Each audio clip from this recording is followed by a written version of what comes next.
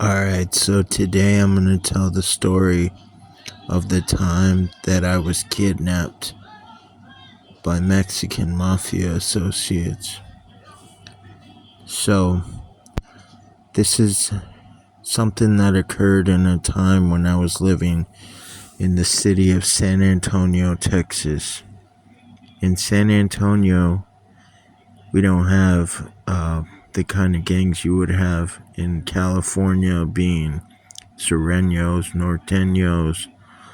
We have Bloods and Crips, but as far as the Mexicans, the essays, there's either Tango Orejon, which is a prison gang basically, that is not as active on the streets, and we have what's known as the Texas Mexican Mafia, also known as Mexicanomy, or just Mexican Mafia.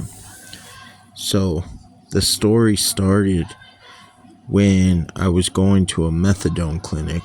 Now, at this methadone clinic, I met a lot of people, and some of those people happened to be Mexican Mafia associates. Some of them are referred to as esquinas, or basically just a soldier for the Mexican Mafia. But I also met several active members within the gang. One of those members was a guy named Pelon, who, if I was to describe him, he basically looked like The Rock if The Rock had been to prison and was Mexican. Now, we would do a lot of drugs in this time. I was on methadone, so heroin really wasn't a thing anymore for us once we got on methadone. So the thing to do was to pop Xanax bars with your dose of methadone, and we smoked a lot of meth. So basically we would buy Somas and Xanax bars, we would pop them, take them with our dose of methadone, and then we would basically smoke a lot of meth. And at the time, I was a juggalo. Juggalos are not as prevalent in the city of San Antonio. You might run into a couple here or there, but not like you would in the Midwest or on the West Coast. So, the fact that I ran into a girl who had a giant Hatchet Man tattoo on the side of her neck was very strange and very rare.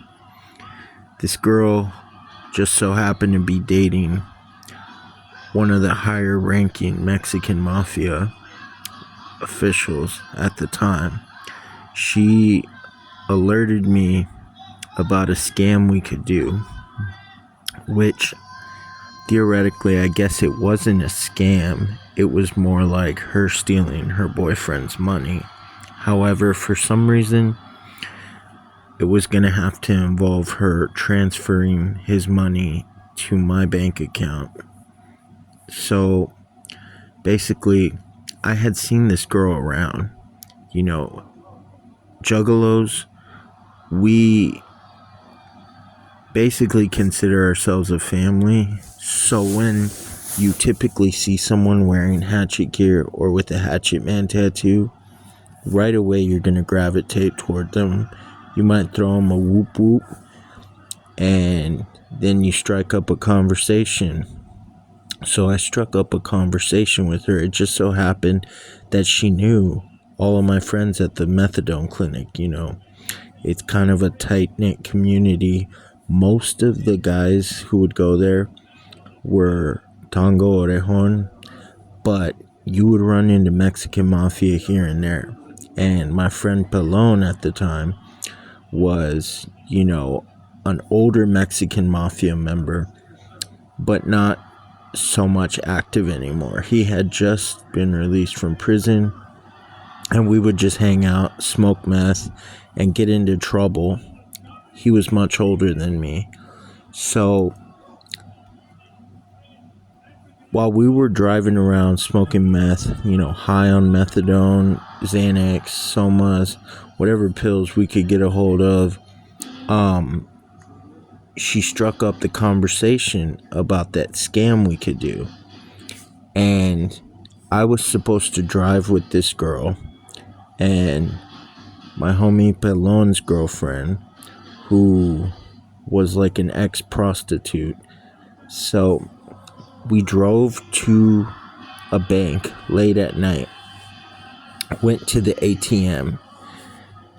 I don't remember the details, but I remember that they were going to transfer a significant sum of money into my account, and then I was going to withdraw that money from an ATM. It actually worked, and they were able to transfer the money. However, there was going to be some type of wait period, and it was not releasing the money to me. I was going to have to go into the bank the following day. So we go back to the car. These two girls come on to me. I wasn't feeling them. For one, I was in a relationship at the time, and I just don't do the whole cheating thing. And two, one of them was a washed up older ex-prostitute, and I just don't get down like that.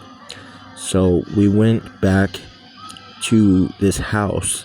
The house was owned by other Mexican Mafia associates, but not actual members. They were esquinas, basically waiting to be prospected into the Mexican Mafia. We're there smoking meth. We're talking, chopping it up, and we're talking about what we're going to do, how we're going to divvy up the money the following day. So, we're there, and I think it's worth mentioning that when the girls actually left the room, I noticed there was this guy walking around in his boxers. Right away, I could tell he was a complete fucking weirdo. They referred to him as Shampoo. Now, what kind of guy goes by the name Shampoo? Sham fucking poo? You guessed it, a complete fucking weirdo. This guy's thing was, he would shoot meth, and then he would look at the girls and beat off, masturbate, until he would come. But the creepiest part is that after he would come, he would start crying. He would cry like a little baby, like a little fucking kid. Tears going down his eyes. Now, I'm not gonna say that this guy was mentally challenged, because he wasn't. That would be an insult to people who are actually mentally challenged. This guy was completely within his faculties. He was not Down syndrome or autistic. What it was is meth turns people into complete fucking weirdos. Anyways, I digress. So the next day, I went home that night. I went home, didn't really get much sleep. At the time, I would smoke so much meth that I would go on I would go on a sick one. I would be on a run, and I would not fucking sleep for about a week and a half, 2 weeks. Then I would crash for a few days. At this time, I was not sleeping. I was on a good one. And so I go to the bank the next day alone, and I noticed the money was in my account. When I went there, I withdrew the money, but I didn't withdraw all of it. I withdrew only $300. And what happened was, somehow they put a hold or freeze or something. The money was no longer accessible. I blew through that $300, and I bought meth, I bought Xanax bars, pills, And the next day I go to the methadone clinic. I see Bellon and I see his girlfriend, the ex-prostitute chick. They're like, where the hell were you? Did you get the money? I'm like, no, I didn't get the fucking money. So they go to my car. We're sitting around smoking meth, chilling, smoking cigarettes. And little did I know that they saw the bank receipt for the $300 in my car. But they rocked me to sleep. They played it off like everything was cool. They told me to drive back to the house that we were at the previous night. I get there and I'm just talking, sitting in my driver's seat. When I get put in a headlock from inside the car and socked in my face, I'm being restrained by Pallone and the guy who owned the place. I forgot his name. I can't remember it at the time, but he had one eye. His eye was like, one of his eyes were like fucked up. It was like cockeyed. He came out and put a knife to my neck, and they dragged me in the house. That's when I found out that they saw that receipt and thought I was trying to play them. Being that the girl whose whole idea this was a juggalette, they thought that me and her were trying to burn them out of the money. They didn't know what to think. They were high on meth as well. And that girl was nowhere to be found. Apparently, they had got word. The guy, the Mexican Mafia the Mexican Mafia high-ranking guy, that girl's boyfriend, found out about the money being transferred.